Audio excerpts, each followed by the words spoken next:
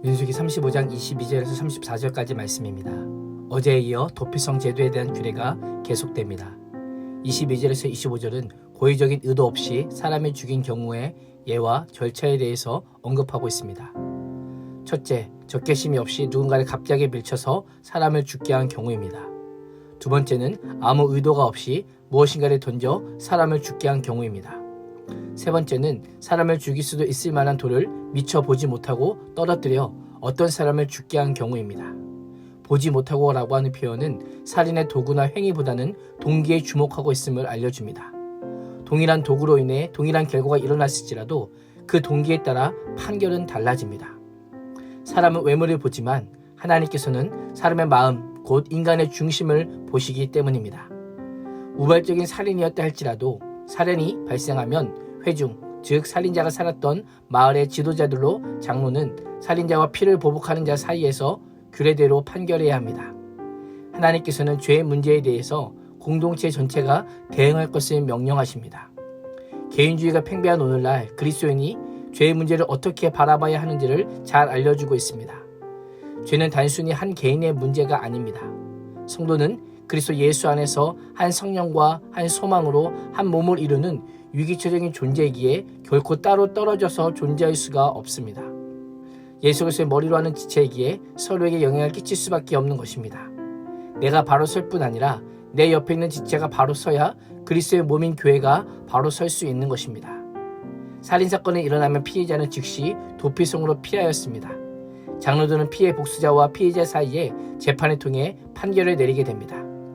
판결이 날 때까지 형 집행은 미뤄졌고 재판을 통해 그 사람의 살인의 의도성이 없다고 판결이 되면 피해자를 돌려보내어 도피성에서 피해 복수자로부터 목숨을 지킬 수 있게 되었습니다.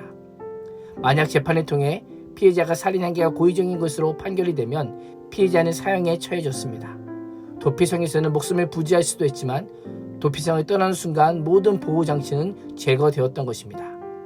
26절에서 29절은 도피성 생활 규례입니다.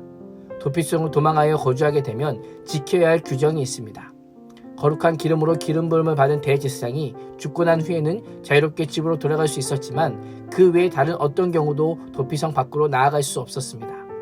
피를 복수하고자 하는 사람이 도피성 지경 밖에서 피해 보복자를 만나 죽임을 당해도 그 피해는 피 흘린 죄가 없었던 것입니다. 살인자는 대제사장이 죽을 때까지 그 도피성에 머물러 있어야 했기 때문입니다. 왜 기름 부음 받은 자를 대제사장이 죽고 나면 자기 집으로 돌아갈 수 있었을까요? 대제사장의 죽음은 곧 대속적 죽음을 의미하기 때문입니다. 대제사장의 죽음은 이스라엘 제도에 있어서 옛 시대가 끝남을 의미하고 새로운 대제사장의 시대가 오면 새 시대가 도래하는 것으로 이해했기 때문입니다. 따라서 이전 세대에서 살인으로 인한 형벌의 책임은 대제사장의 죽음으로 해석되어지는 것입니다.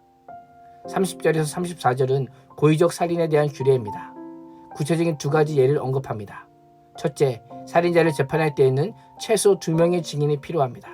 한 명의 증인만 있다면 살인자를 죽이기 위해 거짓된 증언을 할 수도 있기 때문입니다. 이를 통해 사형이라는 형벌이 결코 가볍게 판결되어서는 안 됨을 보여주고 있는 것입니다. 둘째, 살인자가 고의적인 의도 없이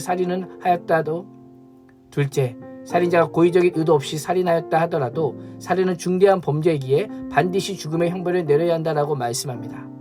생명의 숙제는 허용되지 않습니다. 돈으로 법을 피해가려는 악행을 방지하기 위한 조치인 것입니다. 유전무죄, 무전유죄를 방지하기 위한 조치였던 것입니다. 의도하지 않는 살인이라도 생명은 오직 생명만으로 속한다는 것이 무엇인지를 잘 보여주고 있습니다. 살인자 자신의 죽음이든 대제사장의 죽음이든 생명만이 생명을 속합니다. 이 규례를 어떤 사람이라 할지라도 사람의 생명 가치는 모든 이에게 존귀하며 특별히 보호받아야 함을 강조하고 있습니다. 도피성에 머무는 것은 피 흘림으로 인해 발생하는 부정을 막는 것입니다. 하나님께서는 약속의 땅에서는 사람의 생명을 빼앗는 피 흘림이 없어야 함을 강조합니다. 살인은 생명의 주인이신 하나님의 권한을 침해하고 하나님이 거하시는 땅을 더럽히는 죄이기 때문입니다. 땅이 피를 흘리는 것은 이스라엘을 부정하게 하는 일을 넘어 이스라엘을 선택하신 하나님의 이름을 욕되게 하는 것입니다. 계속되는 도피성 제도와 규례의 중심에는 사람이 있음을 보게 됩니다. 회중의 대표들에게 판결을 맡김으로 도피성 제도의 악용을 막고 무고한 자신의 생명을 보호하며 살인한 자를 땅에서 격리시킴으로 땅을 정결을 지키려는 목적을 가지고 있었던 것입니다. 도피성의 격리는 보호이면서 동시에 형벌입니다. 사면되지 않고 돈과 힘으로 해결할 수 없는 것입니다. 대제사장의 죽임이라곤 죄가 필요했고 피해자 가족의 용서가 있어야 합니다.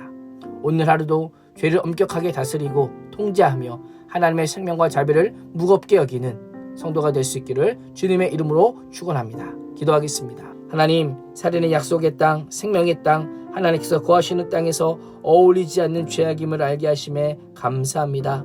우리의 대제사장 되시는 예수님의 죽음으로 우리를 죄에서 건져주심에 감사하며 매일 감사와 찬양을 올려드리는 자가 되게 하여 주옵소서. 예수님의 이름으로 기도합니다. 아멘.